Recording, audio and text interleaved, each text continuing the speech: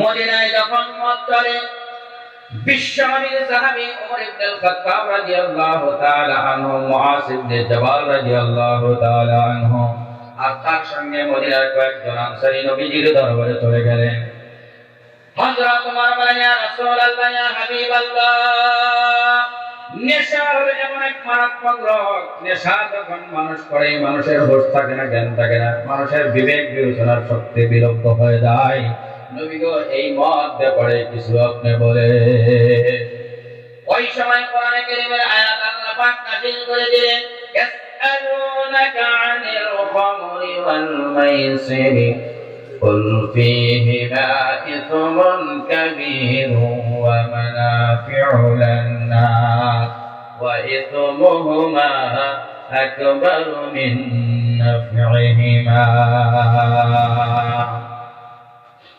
আল্লাহ রাব্বুল আলামিন বলেন, নবী গো, আপনাকে জিজ্ঞেস করা হয় মদ এবং জুয়া সম্পর্কে, আপনি বলে দেন মদ আর জুয়ার ভিতরে মস্ত বড় পাপ রয়েছে এবং তার ভিতরে মানুষের জন্য কিছু কল্যাণ রয়েছে, কিন্তু মানুষের যে কল্যাণ রয়েছে তার থেকে পাপের সংখ্যাটাই বড়।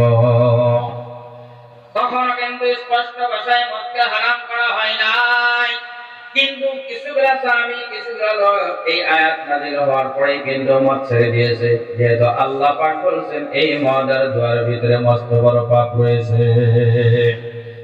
ঘটনাক্রমে এমন হয়ে গেল, একজন সাহাবী কয়েকজন সাহাবীকে দাওয়াত করলেন। দাওয়াতের পর তাদের রীতিনীতি ছিল তারা মদ পান করত। দাওয়াতের পর খাওয়া শেষ হয়ে যাওয়ার পর মদ পান করে করতে করতে মাগরিবের নামাজের সময় হয়ে যায়। একজন সাহাবীর ইমামতে নামাজ শুরু করা হলো। সেই নামাজে সূরাতুল কাফিরুন কুলিয়া আইয়ুহাল কাফিরুন পড়তে গিয়ে উল্টা পাল্টা করে দিল। তখন আল্লাহ পাক কোরআনে কারীমের আয়াত নাযিল করে দিল, ইয়া আইয়ুহাল্লাযীনা আমানু লা তাকরাবুস সালাহ ওয়া আনতুম সুকারা হাত্তা তা'লামু মা তাকুলুন। আল্লাহু আকবার। আল্লাহ রাব্বুল আলামিন বলেন, হে বিশ্বাসী বান্দারা, নেশার অবস্থায় তোমরা নামাজের কাছেও যেও না। এই আয়াত নেবার দেখবেন ভণ্ড এক দলের মানুষ কিন্তু দলিল বানায়। আল্লাহ পাক বলেছেন লা তাকরাবুস সালাহ, তোমরা নামাজের কাছেও যেও না, কিন্তু তারপরে কি আছে, আগে কি আছে তারা কিন্তু সেটা বলে না। ঠিক না বেশি কথা আছে না? আল্লাহ পাক বলেন, হে বিশ্বাসী বান্দারা, তোমরা নেশার অবস্থায় নামাজের কাছেও যেও না। যখন তুমি কি বলো তুমি নিজে বুঝতে পারো না, অনুধাবন করতে পারো না, নেশার অবস্থায় থাকো, এমন অবস্থায় তুমি নামাজের কাছেও যেও না। এই আয়াতের ভিতরেও কিন্তু স্পষ্টভাবে মদকে নিষিদ্ধ করা হয় না, হারাম করা হয় না।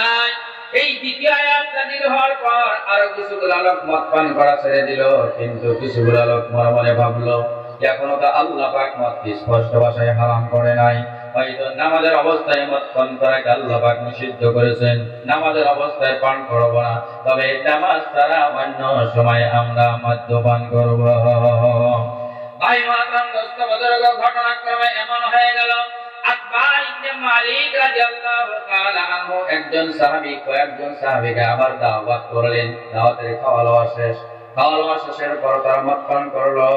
মদ পান করার পর আরবদের নীতি নিয়ম ছিল, মদ পান করে তারা নিজের বংশ পূর্বপুরুষদেরকে নিয়ে অহংকারমূলক কবিতা রচনা করত। তারা বলতো আমার বাবা এমন ছিল, আমার দাদা এমন ছিল, অহংকারমূলক কথা তারা কবিতা রচনা করত। যাদেরকে দাওয়াত করা হয়েছিল তাদের ভিতরে বিশ্বনবীর একজন গণ্যমান্য সাহাবী সাআদ ইবনে আবি ওয়াক্কাস রাদিয়াল্লাহু তাআলা আনহু তিনি উপস্থিত ছিলেন। তিনি খাওয়ার পর মদ পান করার পর নেশায় মস্ত হয়ে গেছে। তিনি তার পূর্বপুরুষদেরকে এমন এক কবিতা রচনা করেছে, এই কবিতা শুনে আনসার সাহাবীদের মনে বিরাট ব্যথা লেগেছে। এই ব্যথা লাগার কারণে আনসার সাহাবীদের একজন যুবক তার হাতে উটের জন্মদেশের উটের গলার একটা হার হাতে নিলেন, আর সাদ ইবনে আবি ওয়াক্কাস রাদিয়াল্লাহু তাআলা আনহুর মাথায় এত জোরে বাড়ি মারলেন, আঘাত করলেন। সাদ ইবনে আবি ওয়াক্কাস রাদিয়াল্লাহু তাআলা গুরুতরভাবে আঘাতপ্রাপ্ত হয়ে গেলেন। আমার মুসলমান ভাইরা, সাদ ইবনে আবি ওয়াক্কাস রাদিয়াল্লাহু তাআলা বিশ্বনবীর দরবারে অভিযোগ করলেন। তখন আল্লাহর নবী দোয়া করেছিলেন, আল্লাহুম্মা বাজ্জিল লানা ফিল খামরি। আল্লাহর নবী বললেন বায়ানান শাফিয়া, হে আল্লাহ, মদের ব্যাপারে একটা স্পষ্ট হুকুম আপনি আমাদেরকে দান করে দাও। সেই সময় আল্লাহ পাক কোরআনে কারীমের আয়াত নাযিল করে দিল, ইয়া আইয়ুহাল্লাযীনা আমানু ইন্নামাল খামরু ওয়াল মাইসিরু ওয়াল আনসাবু ওয়াল আযলামু রিজসুম মিন আমালিশ শাইতান ফাজতানিবুহু লাআল্লাকুম তুফলিহুন। আল্লাহ রাব্বুল আলামিন বলেন, হে ইমানদার বান্দারা, মদ, জুয়া, প্রতিমা, লটারি, এই চারটাই কিন্তু দেখবেন মুসলমান সমাজে বেশি পাওয়া যায়। কথা ঠিক না ঠিক? মুসলমান যেখানে সেখানে মদ পাবেন, মুসলমান যেখানে সেখানে জুয়া পাবেন, মুসলমান যেখানে সেখানে তীর খেলা, লটারি পাবেন। কিন্তু আল্লাহ পাক বললেন, হে বিশ্বাসী বান্দারা, মদ, জুয়া, প্রতিমা, লটারি এগুলো হলো শয়তানের অপবিত্র কাজ। যদি তোমরা সফল হতে চাও তাহলে মদ, জুয়া, প্রতিমা, লটারি এগুলা বর্জন করে দাও। অর্থাৎ এই আয়াতের দ্বারা স্পষ্টভাবে মদকে হারাম করা হলো। নাফি ইবনে কিসাম রাদিয়াল্লাহু তাআলা আনহু একজন নবীজির সাহাবী, তিনি বর্ণনা করেন, আমার পিতা কিসাম এই মদ হারাম করার আগেই কিন্তু শাম দেশে চলে গেছে। তার ব্যবসায় ছিল মদ কিনে এনে উন্নত মানের মদগুলো মদিনায় বিক্রি করত। কথা বুঝতেছেন? মদ কিনে নিয়ে আসে বিশ্বনবীর দরবারে চলে গেলেন। নবীজি বললেন, ইয়া রাসূলুল্লাহ, ইয়া হাবিবাল্লাহ, আমি উন্নত মানের মদ কিনে নিয়ে মদিনায় চলে আসছি। নবীজি বলেন, ও কিসান, আল্লাহ পাক তুমি যাওয়ার পরে এই মদকে আল্লাহ পাক হারাম করে দিয়েছে। কিসান রাদিয়াল্লাহু তাআলা আনহু বলে, ইয়া রাসূলুল্লাহ, হাবিবাল্লাহ, আমার জীবনের যত টাকা ছিল, যত চালান ছিল, পুঁজি ছিল, সব তো আমি শব্দের মদ কিনে নিয়ে আল্লাহ পাক মদটা হারাম করে দিয়েছে। তাহলে এই মদ বিক্রি করে মদের টাকাটাকে আমি আনতে পারি। নবী বলেন, কিসান, যেমন আল্লাহ পাক মদকে হারাম করেছে, মদ বিক্রি করে তার মূল্যও তেমনি আল্লাহ পাক হারাম করে দিয়েছেন। আমার ভাইরা, সাহাবীরা মদকে কেমন করে ঘৃণা করত, হাদিসের ভিতরে পাওয়া যায়। নবীর এই কথা শোনার পর কিসান রাদিয়াল্লাহু তাআলা জীবনের সমস্ত সঞ্চিত সমস্ত পুঁজি দিয়ে মদ কিনে নিয়ে আনছে। নবীজি যখন হারাম ঘোষণা করছেন মদকে, তার মূল্যকে, তার মদের মটকাগুলো বের করে ভাঙ্গে চুরমার করে সব মদিনার গলিতে ঢেলে দিয়েছে। এই জন্য আমার ভাইরা, মদ ছাড়তে হবে। হাদিস শরীফে আছে, নবীজি বলেন, আল খামরু উম্মুল খাবাইস। আল্লাহর নবী বলেন, মদ সমস্ত গুনাহের, সমস্ত খারাপের মূল শিকড় হলো মদ। মদ পান যখন মানুষ করে, মানুষ তখন মায়ের সঙ্গে জিনা করতে পারে, মানুষ তখন নিজের খালার সঙ্গে জিনা করতে পারে। নবী বলেন, মুহাম্মাদিহি, মদ পান করলে মানুষ তার ফুফুর সঙ্গে জিনা করতে পারে, কোনো সমস্যা থাকে না। থাকে কথা বলে, মদ যখন পান করে মানুষের হুঁশ থাকে না, জ্ঞান থাকে না, বিবেক বিবেচনা শক্তি তাদের বিরক্ত হয়ে যায়। একটা ঘটনা আপনাদের সম্মুখে তুলে ধরি।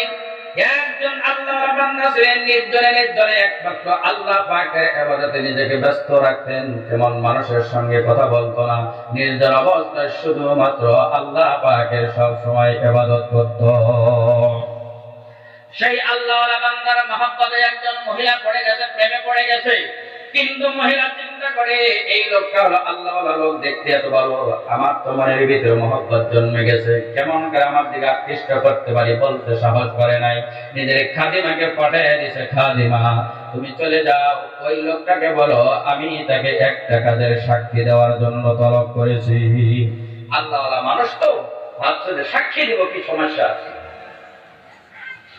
ওই মহিলার খাদিমার কথা মতো ওই মহিলার বাড়িতে চলে গেছে। কিতাবের ভিতরে আসছে, আসমানুল কুবরা কিতাবের ভিতরে আসছে, ওই মহিলার বাড়িতে যখন ঢুকছে, একটা রুমের পরে একটা রুমে ঢুকে, যেই রুমে ঢুকে সঙ্গে সঙ্গে সেই রুমের দরজা বন্ধ হয়ে যায়।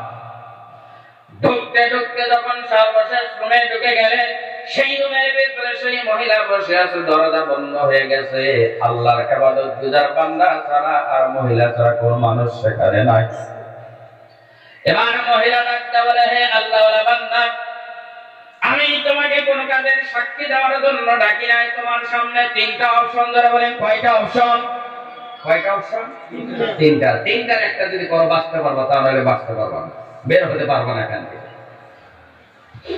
তার ভিতরে এক নম্বর অপশন হলো দাআউতুকা লিকাতলি হাযাল গুলাম। সেখানে একটা বাচ্চা ছিল, ওই মহিলা বলে, দেখো আমি তোমাকে ডেকেছি, হয়তো তুমি এই বাচ্চাকে হত্যা করতে হবে, কতল করতে হবে। জোরে বলেন, একজন আল্লাহওয়ালা বান্দা একজন নিরপরাধী মানুষকে মারতে পারে, যার কোনো অপরাধ নাই, নিরপরাধী মানুষ মারতে পারে, বিনা দোষে মানুষ মারতে পারে।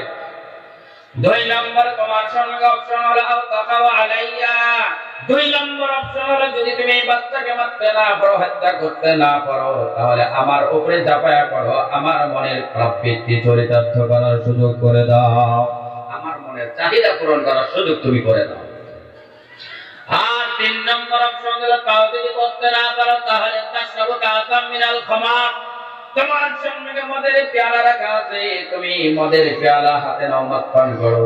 এবার আল্লাহওয়ালা বান্দা চিন্তা করে, একটা না করলে তো বাঁচার কোনো রাস্তা নাই, এবার চিন্তা করে দেখে কোনটা করলে আমার পাপটা কিছু কম হবে, সেই কাজটা করে কমাস কম এখান থেকে বেঁচে যায়।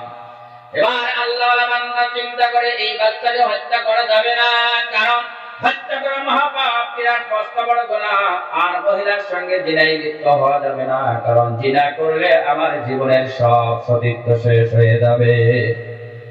সুতরাং মদটাকে কিছু হালকা মনে করলেন, মনে মনে ভাবলেন মদ পান করে নেই, বাইরে যদি হয়ে যেতে পারি তওবা করে নিব, আল্লাহ পাক জীবনের গুনাহগুলো মাফ করে দেব। কিন্তু বলেন, মদ যখন পান করে মানুষের হুঁশ থাকে, জ্ঞান থাকে নাকি? ধরে বলেন, কিছুই তার থাকে না।